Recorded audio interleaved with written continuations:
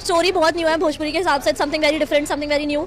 And Mumbai में इतने ticket sold होना भी it's a very big thing, so very nice movie है। केसारी लाल एज एन एक्टर सबसे खास बात क्या लगती है आपको? आई थिंक वर्सटैलिटी बहुत अच्छी थी उनकी, एंड उनके जो जिस तरह के डायलॉग्स थे, जिस तरह से मेंटेन रखना था, उन्होंने बहुत अच्छा किया था। केसारी लाल के जो सामने तो एक होती है सिनेमा, एक होती है क्रेजी सिनेमा, एक होती है वाव सिनेमा। तो भोजपुरी इंडस्ट्री का पहला सिनेमा है क्रेजी वाव, और हर चीज़ मेंटेन करके इसका गाने ले लीजिए, इसका हर चीज़ ले लीजिए।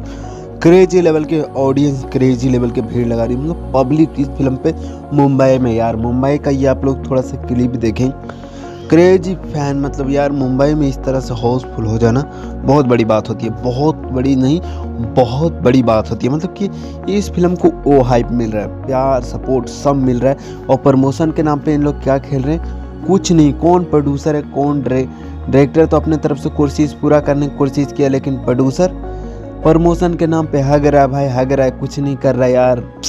खेसारी लाल यादव भी कुछ नहीं कर रहे हैं, चुपचाप हैं, और फिल्म अपने आप चल रहा है और अपने आप तबाही मचा के चला जाएगा ये फिल्म। लिटरली बोल रहा हूँ, बवाल ब्लॉकबस्टर होके चला जाएगा फिल्म, लिटरली बोल रहा हूँ, तो ज़्यादा कुछ नहीं बोलता हूँ।